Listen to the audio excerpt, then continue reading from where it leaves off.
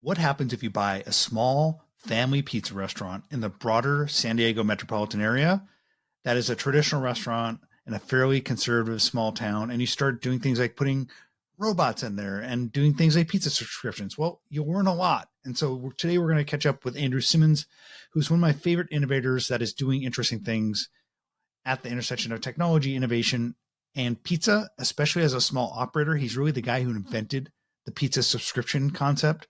And so he's now launching his own platform so other restaurants could take advantage of it. So we catch up with him about that and the last year he's had, where it's been a bit of a rough go and where he just sees things going. So it was a fun conversation catching up with Andrew. I always appreciate his time. So I think you enjoyed as well. This podcast is part of the Spoon Podcast Network, home of smart conversations that feed your mind. Andrew, it's always fun to catch up with you. And we haven't seen each other in person since, I think, 2023 when you came to my Food AI Summit. But I've written quite a bit about your journey because you're one of my favorite innovators at this intersection of automation and just trying to like figure it out all by yourself. Because I think you're a curious person and you try all these different things and you're trying to monetize. And we're going to talk about something new you're launching in pizza subscriptions. But I just want to kind of circle back and see, how's the last year been for you? It's been kind of a little bit of a lot of bumpy road to a certain degree, or how's everything going? It was a bumpy road with a cliff, and a car with no brakes. But it was an interesting thing. It was a great lesson. I don't know if it's a great lesson. My wife would disagree. It was a great lesson because I pretty much lost all my money at it. But I'm still committed to seeing it through at some point. I think really what happened was we tried to expand too much, too fast, too far, and we believed that the pizza subscription program would carry us through. But when you move into a brand new market where nobody knows your brand, it doesn't really matter what you're offering until people have a chance to try your food and try it for a while. And so, if we were like a Round Table Pizza or a Domino's or, something that's well known nationwide, and we opened up a brand new location and we offered a similar type of deal, I think we'd do well because people know the brand. But when your Mama Ramona's moving into a Philly market or an Arizona market and you're offering, subscriptions as a way to fund it, because we were pretty much self-funded the entire time. I mean, we had a few investors, not many, but it wasn't enough to carry us by just offering subscriptions and then, selling our products. We moved too fast, trying to open up more locations. And in the end, it all just kind of collapsed. There is one Mama Ramona's location. He's a licensee in North Carolina. I don't get any, royalties or revenues from him. He was kind of like our first, guy to test it and try it out. And he's happy making it. So it was a painful lesson learned. You did well in the San Diego area market where you had bought an existing restaurant in Mama Ramona's. You both innovated to a certain degree on trying to apply technology in the restaurant by using things like automation and a lot of software. And then on the business model side, you try to innovate around trying to get, I guess, more reliable revenue. I mean, what was the idea behind the subscriptions? Was it because originally, I don't know if you were looking to expand, but you wanted to maybe have more reliable revenue with the subscriptions? What was the idea? So with subscriptions, it essentially gives you a upfront amount of money with a pretty much guaranteed base of customers for the next 12 months. So, those customers coming in then hypothetically would, you could upsell, you could sell them wings or you could sell them, breadsticks or sodas to go with it. But you knew that every week you would have 150, 200, 400, customers coming in, which therefore you could then pay your employees or you could fund your automation or whatever it is that works for it. Our issue in our first market is it was very rural. So any automation that we brought in, anything that we tried to make it more consistent in the restaurant itself in terms of staffing and whatnot, was met with a lot of pushback from the community. I don't think it would be as bad now today, but kind of when you're that first guy, that first trailblazer that's bringing automation, the first thing that comes to mind is you're stealing jobs. Yeah. And it was a fairly small kind of suburb of the broader extended San Diego market and a fairly conservative one in terms of just small town, provincial to a certain degree, it felt like on the outside looking in. And so I know that you had some people the initial employees were kind of rejecting this idea of, hey, what are you doing putting robots in the restaurant? But you think now because what things have advanced a little bit further, people are just getting used to the idea of robotics. You think now it'd do better? I think it would do better if it's the back of house, not as public as we were about it. So we were very upfront about what we were doing. And we're not talking like Android robots. We're talking about just things that automate the way of making food. So something that auto cheeses, auto sauces, adds slices of meat or but I think we were very public about what we were doing. And I think it probably would have been better if we just kind of did things in the background, worked on it, and we could share with other people within the industry, but not necessarily the community.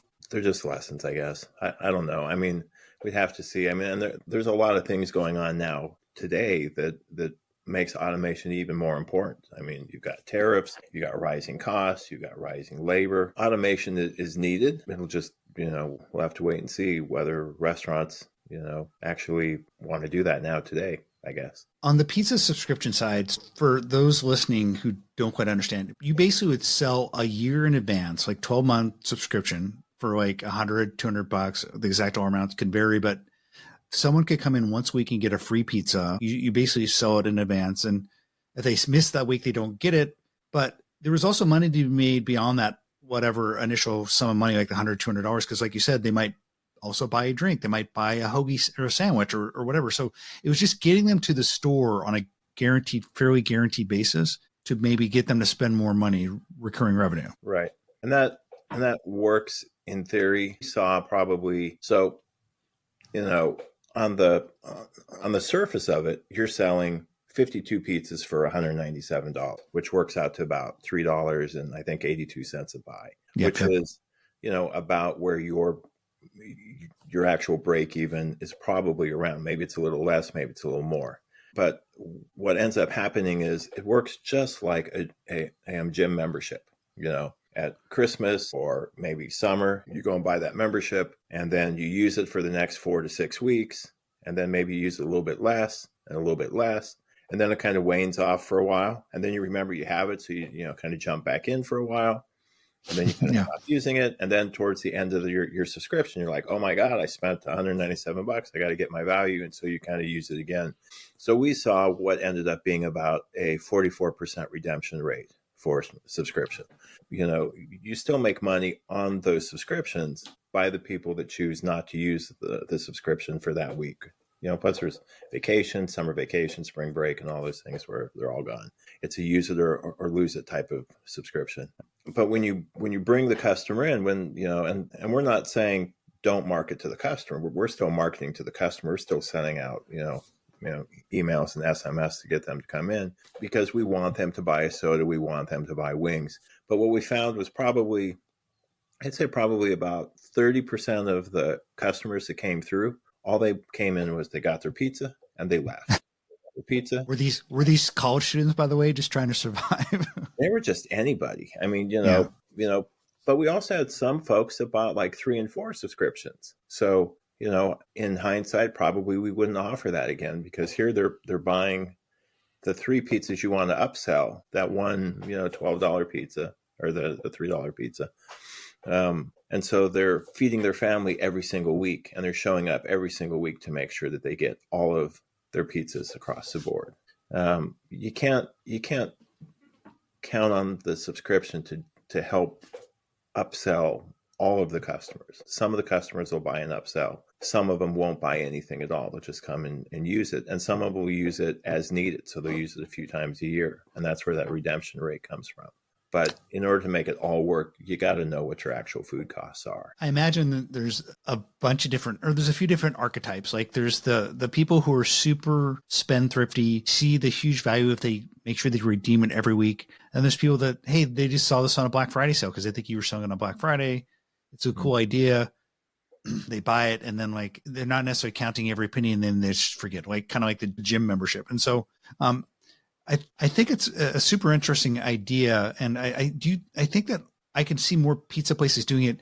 Do you think that other restaurants beyond pizza restaurants would do it? Because I think your new business that you're basically building the subscription platform on is called pizza subscriptions. But why not make it like bowl subscriptions or You could. pasta subscriptions. You just would have to have one consistent item you could sell every single week and do it. So for us, because this is what I built the whole original model on, that was our first, thing we did. That was, I think, back in 2022, where we sold $30,000 in, subscriptions in a single day.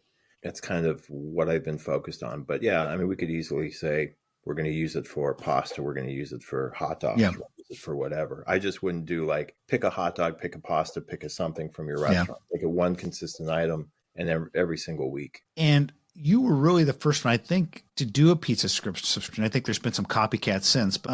Is there still do a lot of pizza owners, kind of independent, smaller shops, know about this idea, or is there still a lot of education to be done? There's still a lot of education to be done. I mean, I hear from people. I heard from a small pizzeria in the Midwest who had the idea of doing subscriptions, Googled it, and then found our stories on what we were doing. She reached out to me. The idea that you can, pre-sell a year's worth of inventory and raise 100, 200. I've seen one pizzeria that used our idea a few years ago, and they sold almost 6,000 subscriptions. So, that raised for them about $1.1 million roughly in just 1 week.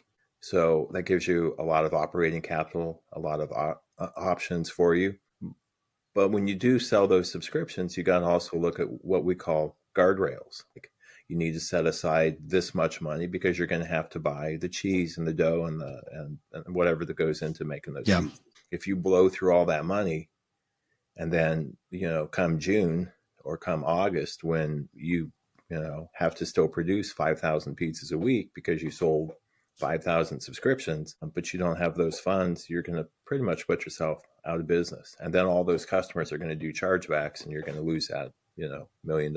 So for us, with the platform that I've built, we built these guardrails into place, educate you while you sell those subscriptions, where to take your money from, what to set aside, and then look at your overall capacity. What can you produce today without subscriptions, and how much do you have room for? So if you can only produce, say, 500 pizzas per day, and you're selling 400 pizzas, retail every single day, you don't want your subscriptions to exceed more than, say, 500, subscribers, because you're going to fill up that capacity. If you oversell that capacity, and you can't look at it from the redemption status, because what if you're not at 44% and you're at 75% redemption? And so, you have to kind of balance out all of that. And that's what our platform kind of walks you through. It walks you through the cost of the food, your overall capacity, and then what the overall redemption rate looks like. Not just what we've seen, but what your redemption is, and then what the group of all the pizzerias on our platform see as an average redemption. I actually think we'll see possibly those redemption rates go up because the cost of food is going up. The tariffs are coming through. It's harder for people to make ends meet, so they're probably more likely to take advantage of your opportunity and to come and get those pizzas more often. But we'll see, and we'll track it and we'll share it. So it's an interesting opportunity in today's environment where there are rising costs. There's a lot of uncertainty. There's things, like you said, tariffs. So people might want to take advantage of this. But like you said, there's always this danger of like, hey, it reminds me a little bit of like folks who crowdfund on Indiegogo or whatever, and then they raise it $500,000 and they spend it all, and they haven't even built their tooling out to build their hardware. So it's essentially a crowdfunding, getting the money in advance. You just have to be savvy and smart about it and put it in an escrow account, or just having an accountant that kind of manages it so you don't burn it all at once. Correct. Yeah, there's a great app called Sequence that works good for that. So your money goes into it, and then it has pretty much buckets that will separate that money out and set it aside for you. So you can say, I want 30% to go to supplies. I want 20% to go to operating costs or whatever. And every dollar that comes in gets separated and spread out that way, like a flow chart, basically. Well, what I like about what you're building here is you've built in some of the knowledge that you learned through the School of Hard Knocks by kind of pioneering this and trailblazing it. And, those are some lessons hard learned. but factoring in that to people who subscribe to your platform, they'll know to kind of allocate the money over time and look at what the redemption rate is. And so I'm just curious, do you see over time maybe making this even smarter, incorporating AI to kind of like, hey, analyze the data and this is what your future redemption rate is? Or are you going to kind of build the software out over time? Yeah, so it'll continue to be built out. We're also building into it, looking at your overall workflow and seeing where automation makes sense for you. So for example, you could buy the extra. Sorry, hold on. It's still like 8 a.m. I haven't had my coffee yet. So, if you're doing a lot of volume, we're looking at what you're producing, what you're seeing for redemption, and then we're making recommendations on what automation we think would work well within your operation. So the X Robotics Cube is a great opportunity for a location. It'll auto sauce, auto cheese, auto pepperoni. I think that the MSRP on it's, I believe, $45,000. It works out to about roughly $1,600 a month for the payment on it. How does that match to what you're paying for labor to produce the same pies? So we'll help you figure out that side of things, or the in situ dough baller, which does I think it's a crazy amount, 4 to 5 dough balls per second or per minute. But you drop in all your dough into the bucket, it just shoots out dough balls, and what was taking an hour to do now takes 5 minutes to produce. But then we'll take it one step further. If you invest in that equipment and add it, and you're doing subscriptions through us, we'll cap our platform fees to help you cover those costs. The way we charge a flat $249 setup fee, and then we charge 75 cents per user per month on the platform. And that covers the coupon generation, the email marketing, the SMS messaging, whatever you need to help drive those sales. But when you hit 500 subscribers and you've invested in a piece of equipment that we think would work within your operation, we'll cap our costs at that $500 level. So if you're at 1,000, 2,000, 5,000 subscribers, that's on us, because we want to see you add that automation into your operation. So it's interesting that you have this subscription platform, which is all about monetization. It's obviously technology, but you're also, because you were so interested in experimenting with the automation and robotics, you're essentially making part of the business plan for your customers, your clients using the software, saying, hey, use this software. So you're still pretty bullish about independent operators leveraging automation to make their pizza restaurants more efficient. Yep. And with our subscription platform, we'll help you raise that money to buy it. If you don't want to lease it, sell, if you're going to buy and I have to do the math real quick, but off the top of my head, if you wanted to buy the dough baller, you sell 100 subscriptions, and that covers the cost of the equipment. And it's interesting because I know when we were talking early on, you were I think using Picnic, but you always are kind of checking out the newest and latest. And so it sounds like there's been a progression of interesting automation technology. It seems like pizza has been the most active in terms of back of house automation, in terms of new products. 100%. There's a lot of cool stuff. There's a new kind of like the Pizza Cube coming out of Russia that looks to be about, similar to what the Cube does now. It's probably about 6 months out on the horizon. There's is it Omid's machine, I think, out of Seattle, that lays the toppings, it cooks it, it boxes it, cuts it, I believe, as well. I think that's about a $350,000 solution out there, but that's out there. This guy's a NASA rocket engineer, knows nothing about pizza, but built this entire automation that's just absolutely slick. Looks really cool. I think he's got his first install coming up here, pretty soon. And then you have things that are just everyday, like the dough baller, Yep. Yeah, just kind of taking a part of it and like really making it faster, so you don't have to make, like you said, spend an hour making dough balls. You can just take care of that process. One guy drops all the dough in and goes back to mixing more dough, and balls just shoot out. So pretty cool. It's pretty cool. Well, Andrew, like I said, I've always enjoyed talking to you, and you were certainly out there innovating, and I'm glad to see that you are bringing your pizza subscription platform to more restaurant operators who can use it. And so we'll keep an eye on that and watch as you guys launch and move forward. Sounds good. Always great talking to you. If you enjoyed this episode, why not share it with a friend? And don't forget to give us a 5-star review. You'll find more content like this on thespoon.tech/podcasts.